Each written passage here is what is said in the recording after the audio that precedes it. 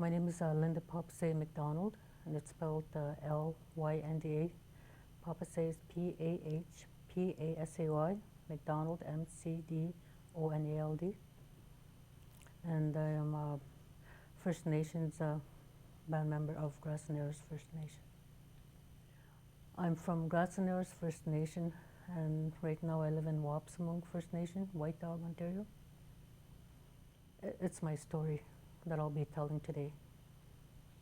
Well, it's important to share because of all the things that have happened that has impacted my life and my children's and my grandchildren.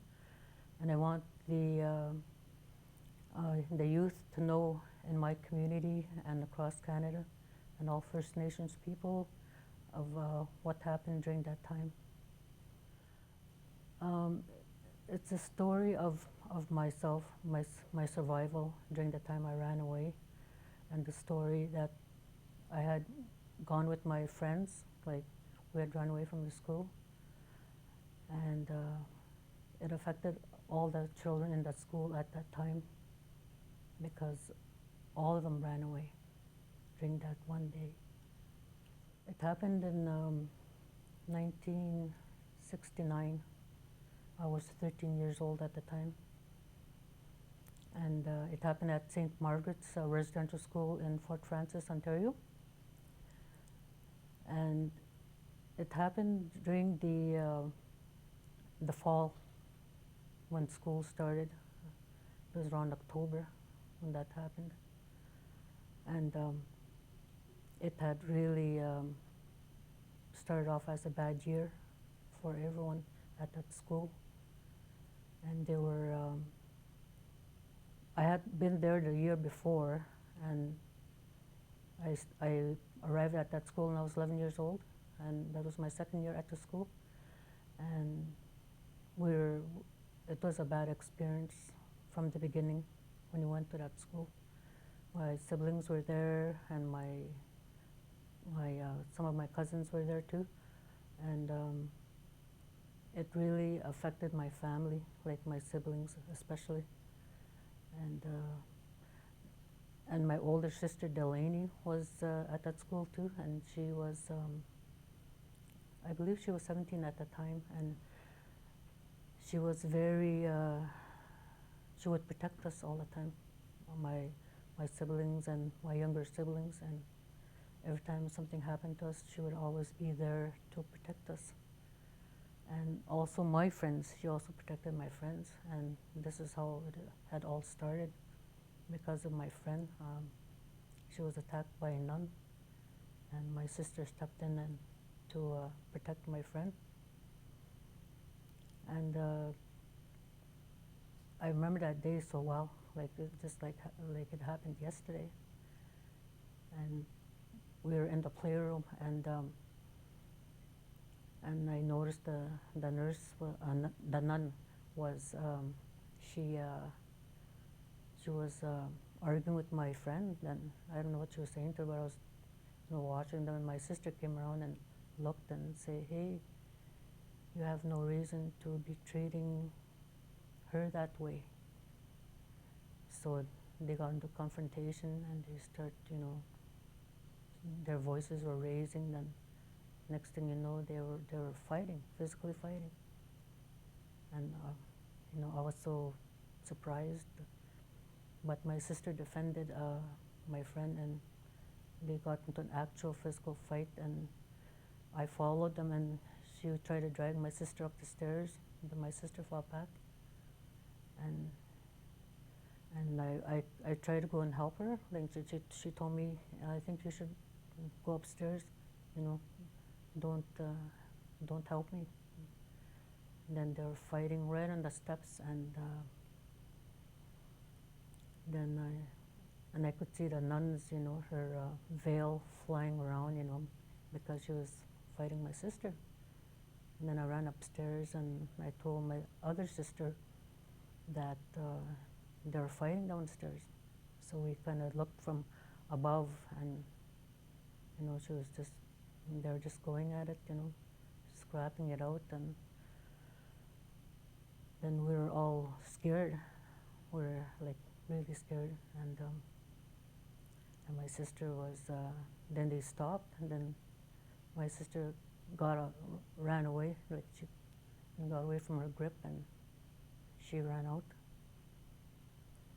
So we went upstairs, then we were talking then with my sister, and she was talking with her friends, and they said, we don't want to stay here. You know, let's get out of here, let's run away. So, and she didn't want me to go with her, my older sister. And she says, you know, if you want to go, you should maybe go with your friends. So I went, you know, to my friends, we start talking. I made a little plan that we were going to leave the school that night. It was nighttime. And my sister, she was so, like, she ran out the door, I don't know where she went, and we're all kind of, you know, just, you know, scared of our wits, you know. We know what happened. Yeah. And so we were all planning, and we were talking to my friends and saying, we'll run out the door, and, you know, the nuns, I don't know where they went. So we all, you know, just grabbed our coats and our shoes, and there was about 6 of us. We ran out the door. My sister had gone ahead earlier. Then apparently at that time, when they heard the fight had happened and occurred, on the other side, the boys heard the story that this happened, and the girls were running away from the school, and they start planning to run away too. The boys too, the older boys and the intermediate boys. So a bunch of kids ran away that night. They all went different directions. Some ran away to the state side. Some were running towards Thunder Bay, walking on the road, and some stayed downtown, like, you know, trying to look for a place to sleep.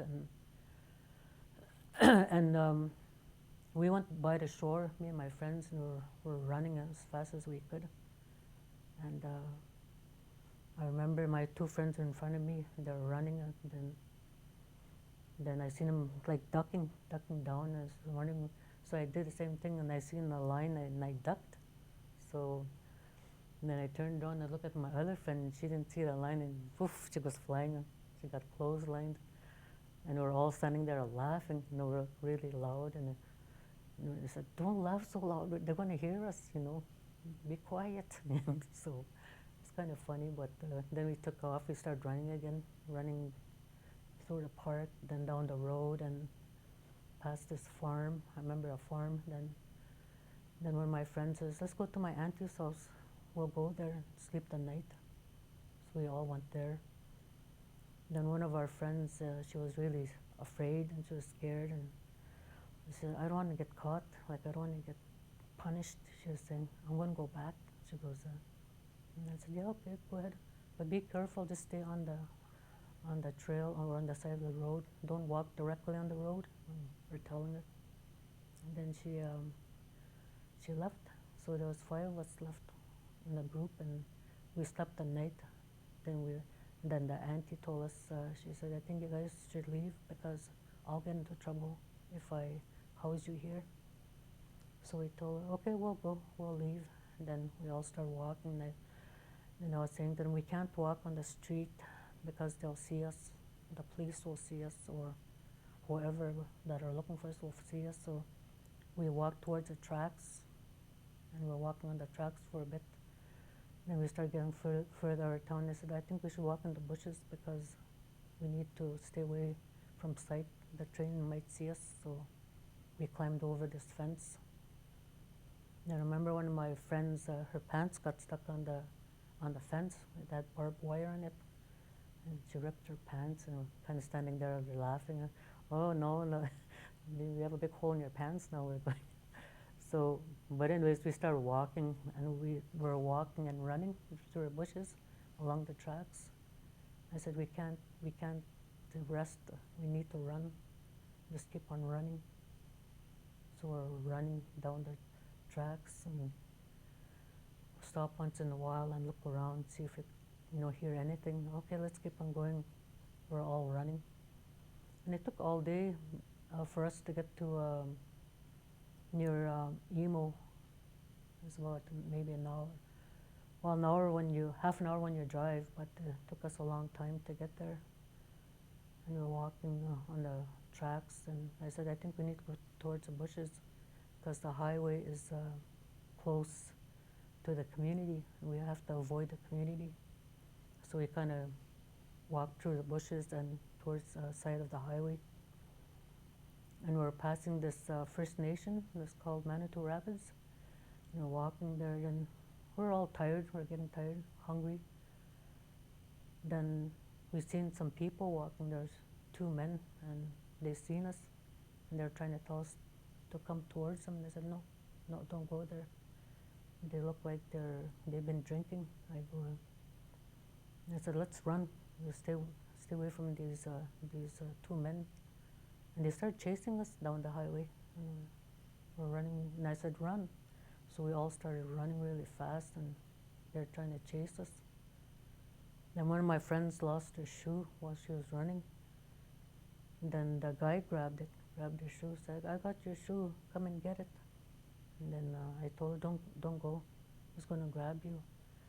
Then we won't be able to get you away. So we'll keep on running, we'll look for another pair of shoes. So we ran really for a while, then after that we took off. I told her to stop, because her feet were getting sore.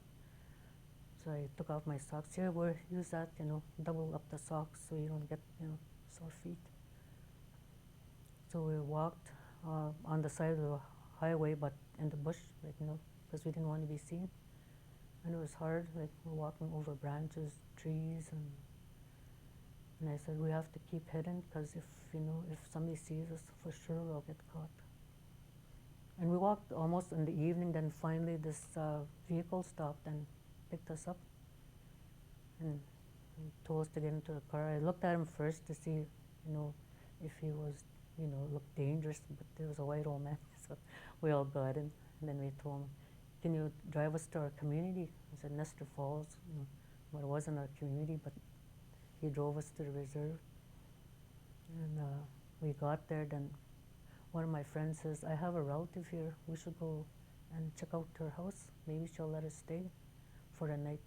And she did let us stay for the night. We were all tired and hungry, and we were just we had been sweating all day, just felt awful. And we stayed that night, then the morning we're hungry, then I said, we gotta go now, we can't stay here. And we left, and one of the girls grabbed a loaf of bread. She grabbed, and we all ran out because we were hungry. Then some kids started chasing us and throwing rocks at us, because they think they knew we stole the loaf of bread. And we ran, just keep on running, don't stop running up the hill. And then we finally outran the kids, and we kept on walking, and we opened a loaf of bread and gave each other a slice of bread because we were so hungry. Then we were tired too at the same time. And then I said, we should have a nap. And I told, let's climb up that big hill. It's a cliff. There's a cliff. We climbed up all the way to the top. And I told him I want to avoid the bears or animals so we don't get attacked. So we climbed on top, and we all slept together on the ground. We were holding each other, and we were so tired. Then we fell asleep. So in the evening we got up because we had been, really tired, and we climbed down. Well, let's start walking then, try to make our way to Kenora. Then we started walking, then this red truck stopped, and then there was a man and looks like a young boy. And he told us, you guys can climb in the back. So we all climbed in the back. And he told us, where are you going? He said, Kenora. And he drove us all the way to Kenora. We were still hungry though, because we had eaten that loaf of bread the night before. And then I said, well, I know this person, I was saying, when we got to Kenora. He's my dad's friend. Maybe he'll feed us. I go in. And so we went to that man's place, and he fed us. And you said, what are you doing here? Like, aren't you supposed to be in school? Oh no, I left the school now, you know. So then he gave us hot dogs. Remember that I was so hungry, you know, I just ate that hot dog real fast. But but thinking about it, like it was so dangerous, you know, we could have been grabbed by some dangerous people or attacked by an animal.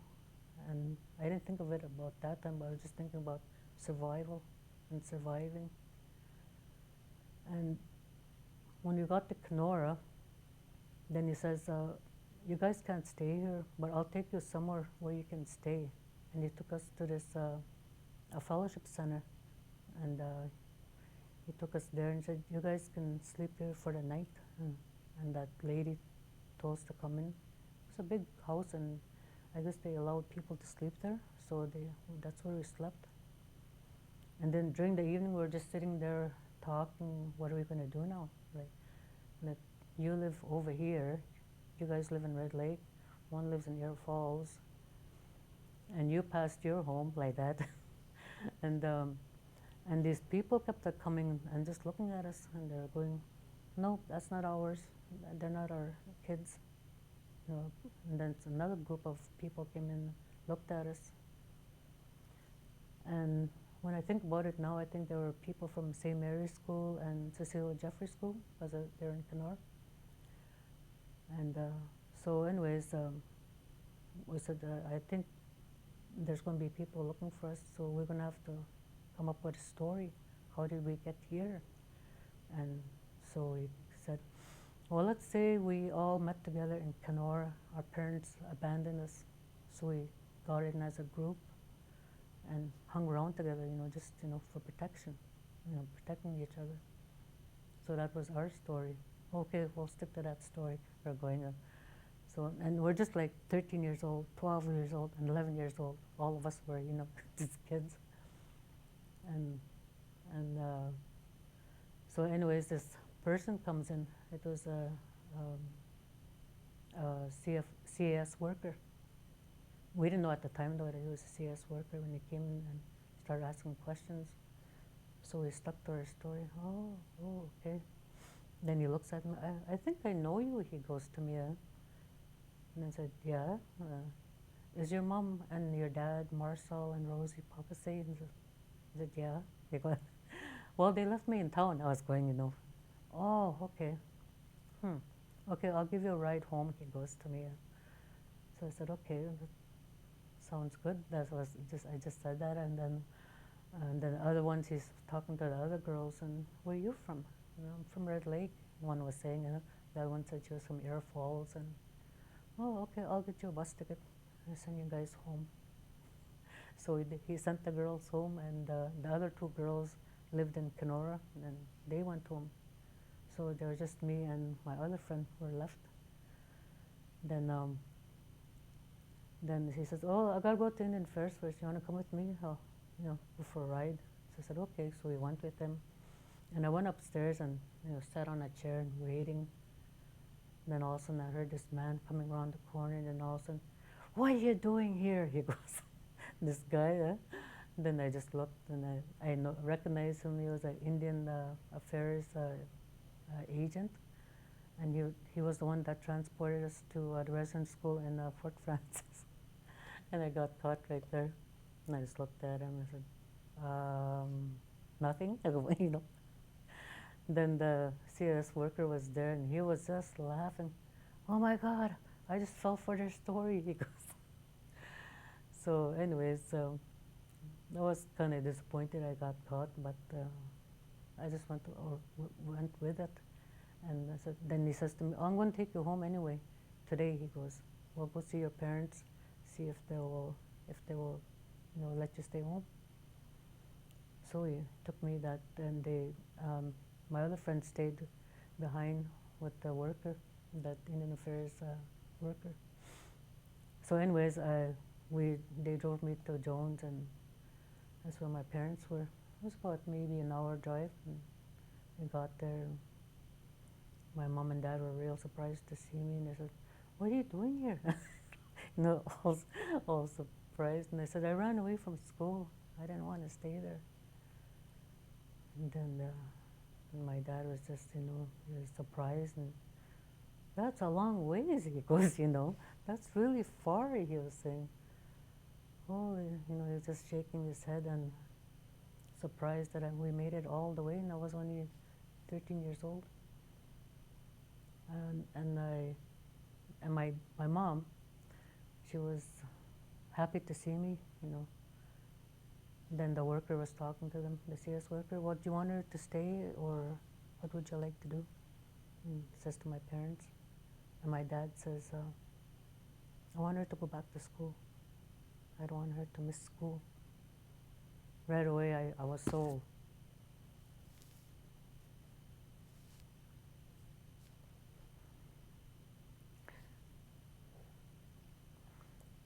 I was devastated.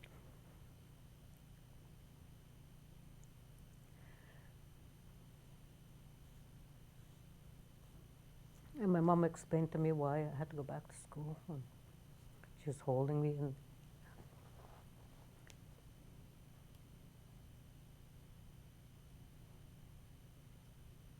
it was an awful feeling.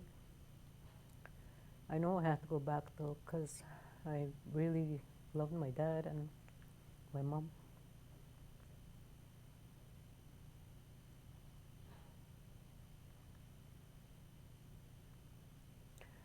And I left. I said, "Okay, I'll leave. I'll go back to school." My mom cried. She cried. And it was heartbreaking. Like I stood there and cried, and my grandpa came over and he hugged me. He said to me, "You be strong, You will learn a lot of things if you go back to school." So, and I love my grandpa a lot too. And he hugged me, and he was saying, "Don't worry," he says.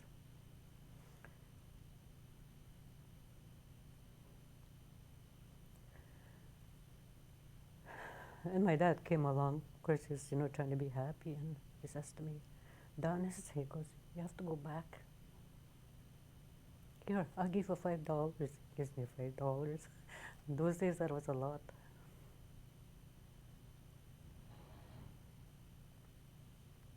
And I guess being separated from my parents was the worst that you can feel as a child. Even today, I still think about my parents. They're gone now, but I think about them a lot. And they went through so much, losing all their children. The day was hard, but when I think about it, it kind of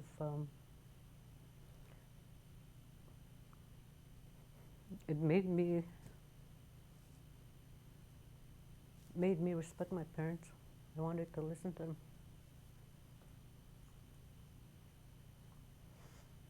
Even though I didn't see them that much,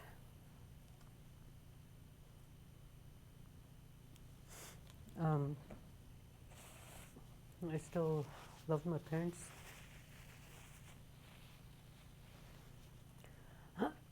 But anyways, I went back, and the CS worker came back and picked me up. And I took my $5, and I was mad at my mom for a while, and she said, "You have to go back." And I said, I know, I have to go back." I left my little sister behind, I told her. And I said I'll go back and watch over her too. So I was taken back, and they put us back on a bus, and I was sent back to school. But before that all happened, we had talked along the way, me and the CS worker, and I told him, I don't like going to that school because they're so mean, they're abusive. They beat up my little sister one time on the stairs, and they dragged her upstairs, and I seen that, and I tried to help her, and I was physically abused too, just by trying to help her. They grabbed our hair, and our ears, and it was really like that never happened to me before, like being beaten up in school. And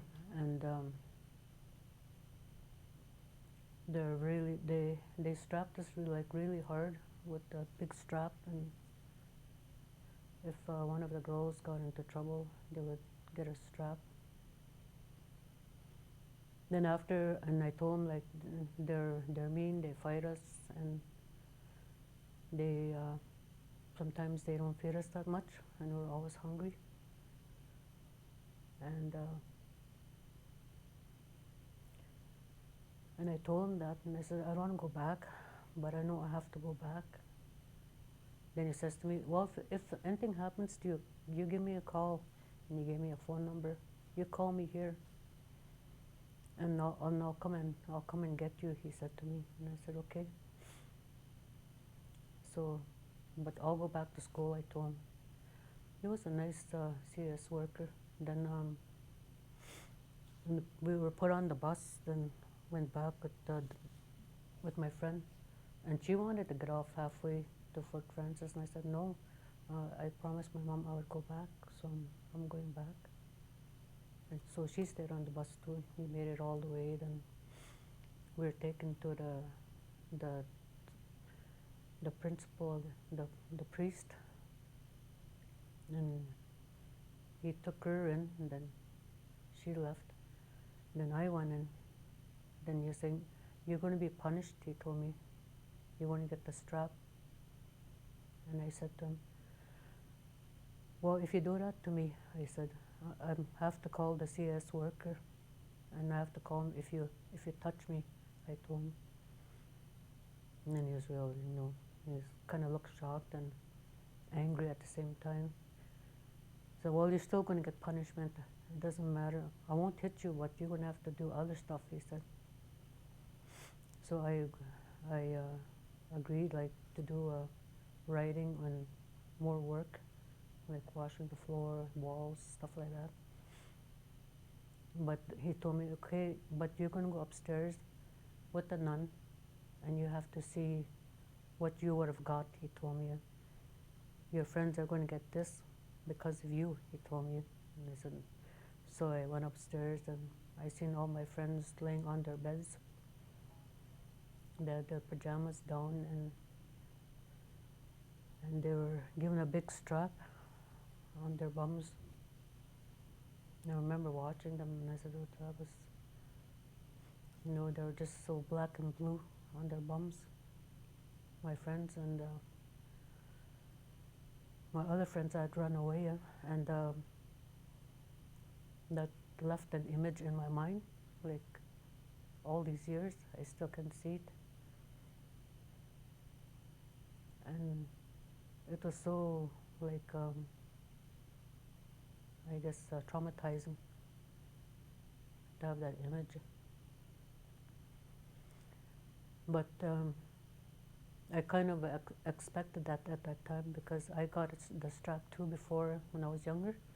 When I was only about maybe 5, 6 years old, I had been strapped in the same areas, because I had tried to run away too when I was a young little girl, and I got caught. Me and my sister were got caught. And we were just little tiny kids, and I got the strap. And they hit me so hard on my hand that it broke open, my hand, and it started to bleed. That's how hard she hit me. And I remember that, and just watching the blood coming out, like I must have been in shock or something. And at that time, the nun just stood there, just surprised at, what she had done. And when I was in, say, Margaret's, like watching my friends getting a strap like that, and to see them hurt, like, and crying, and it made me cry too. I was just standing there, crying and thinking it was all my fault. But that experience, it just made me realize that that in a system like residential school, like where they abused us, like they were allowed to do it, and we couldn't fight back. I know my sister fought back, but she paid a price for that too. They sent her to reform school, and she was sent away. and and that happened to my other sister too. She was sent to reform school because we had all run away at that time. And she got sent to this reform school in Southern Ontario somewhere.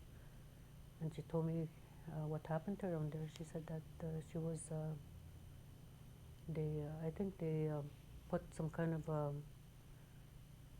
when they electrocute kids or something, that they did that to her. They put it on her head, she said.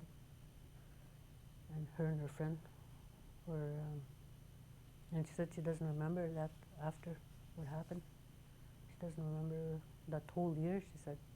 And just lost all her memory, she said. And I remember her not being there at the school. And the following year, I didn't want to go back. I told the Indian agent that I didn't want to go back because we were physically abused. And after all that physical abuse, it made me, I guess, an angry young woman. And I used to get into fights also. I started to fight back, and it was really, before we went to residential school, my life with my parents and my grandparents, they never hit us, never. We used to be on the trap line, we lived on the trap line, and there was always love with my grandparents, my parents, just our family, having fun in the bushes, running around and helping my parents blueberry pick and stuff like that. I remember those days. It was just, wonderful, good memories. But when they had come and pick us up on a plane, they tricked us to get into the plane. They told us that there's some candy in the back of the plane. Go get it. So we went. Me and my sisters, all curious, Then I remember just looking at outside before we were taken to the plane, looking at the water. It was still, it was shiny, and I remember that day so well. And we got into the plane. Then we flew away on the plane. And they tricked us to get into the plane. And I said, where are we going? And I remember looking out and seeing my mom. She was standing by the beach in the water, and she was, holding her hands up in the air. You could see my dad was, I think he was trying to calm her down. And that stayed in my memory. And I must have been only about 5 or 6 years old. I must have been that age. And it devastated my parents.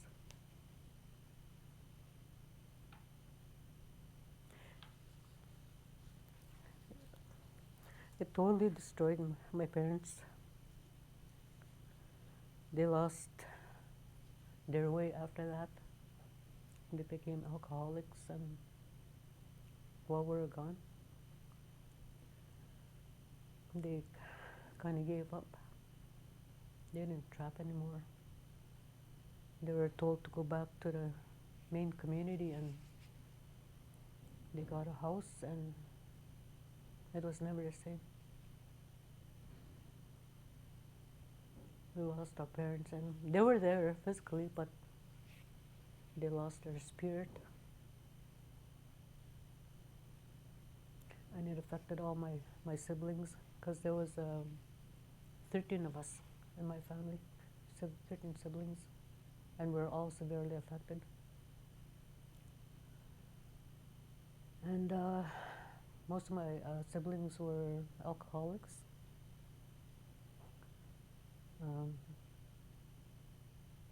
Some of them committed suicide. I know 2 of them committed suicide. and others lost and died from alcoholism. But when I met my partner, he was in residential school too, and we're just kids. We start hanging out together when we were just kids. I was 15 and he was 14. We started off at that age. It was a rough life though, you know, because we're alone, we didn't know nothing. We had no, they didn't teach us anything about parenting, you know, how to raise a child, nothing. We just had to learn from scratch. But his dad, my husband's dad was, he, he turned to traditional practices, ceremonies and stuff like that. He started following the traditional way of life, and I got to know them, and he started telling me how we were living was not right. You know, you need to follow your traditional ways, and I didn't know nothing about it. I didn't know nothing about the feather, the eagle feather, ceremonies, nothing, because we had lost everything in residential school. I lost my language. I lost, you know, my connection with my parents, my grandparents. And he showed me, like, you know, this is how we used to live a long time ago, like our culture. You know, he told me, like, you have to relearn your language, how to speak back to Anishinaabe when he told me. And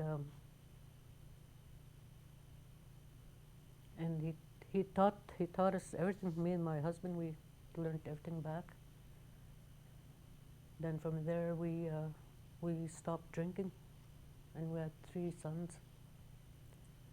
And we started doing the traditional ceremonies and participating and dancing and stuff. And I've been sober ever since then, once I followed my traditional way of life. But in the community where we are, there was a lot of kids that were in residential school, and the intergenerational impacts, like, it's devastating to watch. Like, some didn't follow back to their traditional way of life. We did, and we stopped drinking, and we tried to raise our boys the same way, but they were caught in that web of the community where they drank and stuff like that. And I did my best to teach my boys, but I lost my one son just 3 years ago from alcoholism. He passed away. He was my oldest son. It was devastating because I lost my parents, my grandparents, and my siblings, and finally my son. It's all from intergenerational impact of residential school and trauma. His dad had gone to residential school too, my husband's dad, and he knew how they had worked to take us away and how they destroyed our family. And my mom and my dad, they died from heartbreak because they couldn't have their kids. They lost us through residential school, and my younger siblings, they all got taken through foster care, 60 scoop, and they were all put into care. And it totally devastated my mom, and she just kind of lost her way. And she gave up. She was a broken woman.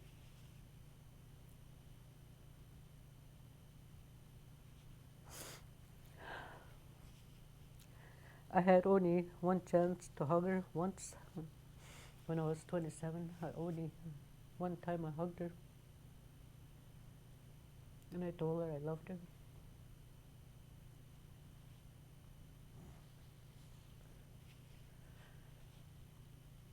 And that was the only time. After that, she just drank and gave up. And she passed away in 1993. She passed away in Winnipeg. She was a street person. She wandered around the streets. But we still loved her. Every time we saw her, we'd go and see her, give her a hug. And she was lost, and my dad too, same thing. He was lost. He couldn't do anything. He couldn't trap. He couldn't fish. Everything was taken away. And he passed away in Kenora. He was older, but he was a lost man too. He never worked after he lost all the children.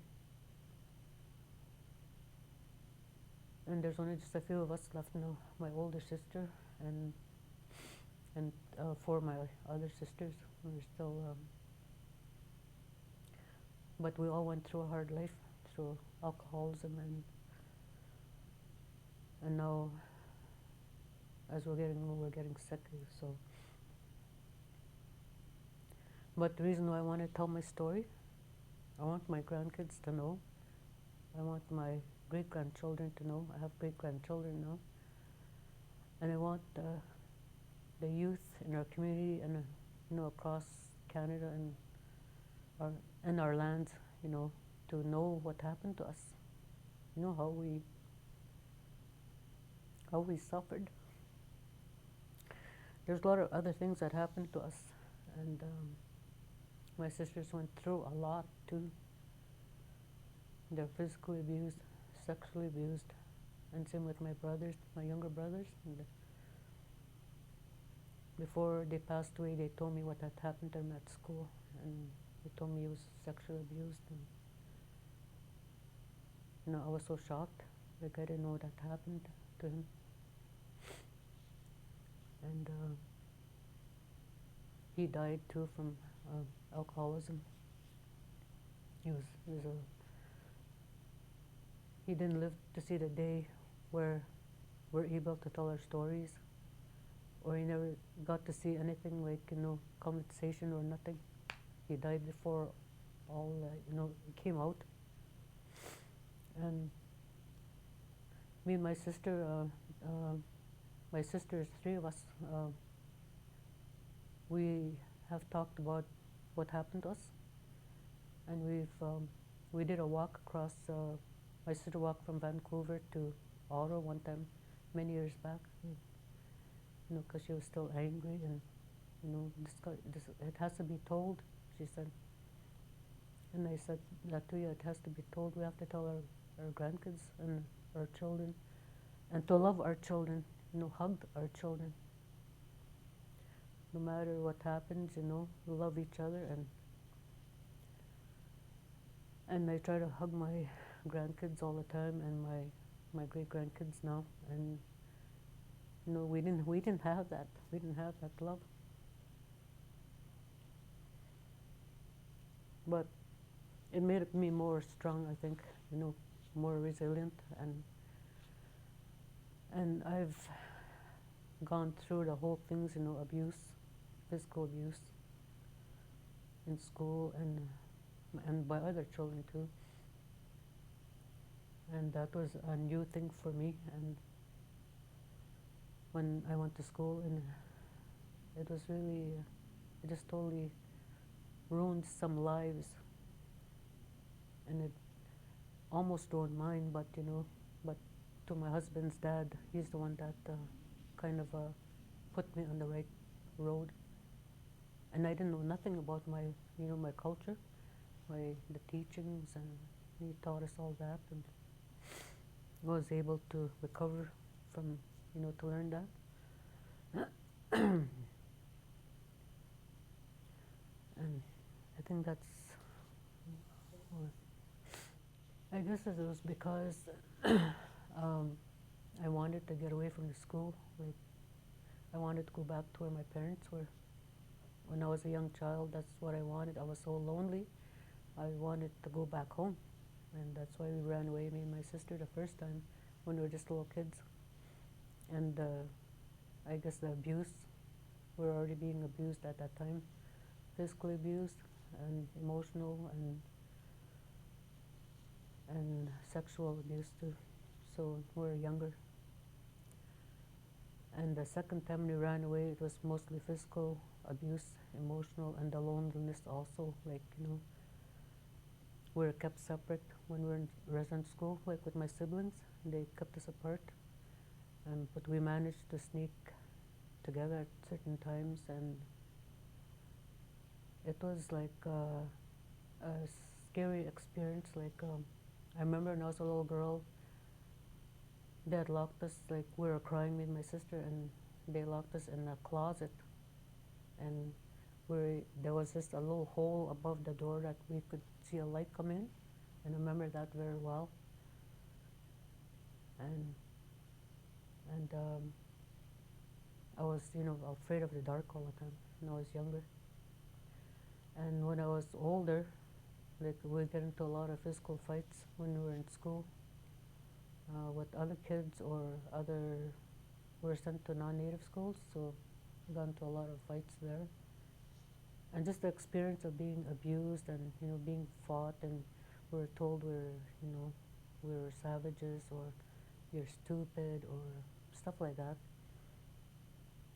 And just the emotional abuse was horrendous. And I don't know any child that would want to stay there when you're being treated that way.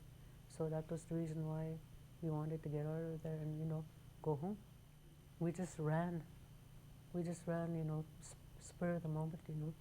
We seen a chance, me and my sister, there's nobody around, the road's right there, let's go. So we took off and ran down the road. That was the first time, and of course we got caught, just because we're just little. Second time, we didn't plan, but we just all took off at the same time with the other kids. And no planning, we didn't have no food, we didn't have no warm clothing, we didn't have, anything, for protection. We just left. That's how desperate we were to get out of there, So that was we didn't plan anything. I'm just hoping that this won't repeat itself, history will repeat itself. But in my view, like right now, the present, there's Aboriginal Child and Family Services, and it seems to be repeating itself. I see a lot of kids going through the turmoil, being separated from their parents, and I'm hoping that these Child Family Services will look at the families first. They need to be together, or have the families heal, the parents.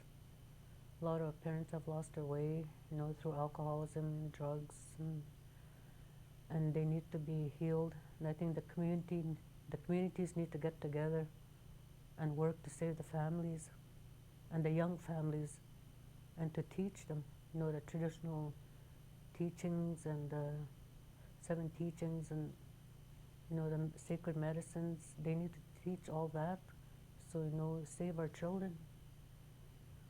Because there's so many kids being lost into care now. There's so many, and it seems to be repeating itself again, the history. And I know, because I used to be a worker, a CFS worker, and I had the experience of grabbing a newborn baby from the hospital, and I was told to do it, and I couldn't say no, because that was my boss, right? And I could feel the anguish of the mom as I took the baby. And seeing the children being taken away from the parents, I just relived that memory. Then I didn't last that long working as a CFS worker. I resigned, and I said, I don't want to take kids away from their families. This is it for me. There's got to be a better way to do this, to heal the families and the children. They shouldn't be going through that. I could see the tears, and from the mother, and it was heartbreaking. To love each other, take care of each other. Let's put away the races, the color. You know, we're neighbors now. We need to get along and help each other out. And you know, it's amazing to see like how people are so stuck up in their, you know, their roles of superiority, whatever, and you know, they're trying to direct our lives. We have our own lives. You know, we want to keep our children. There's no need to take them away. You know, you just have to let us heal. Let's get along. And they talk about reconciliation. Well, let's make that work. Reconciliation. Work on it.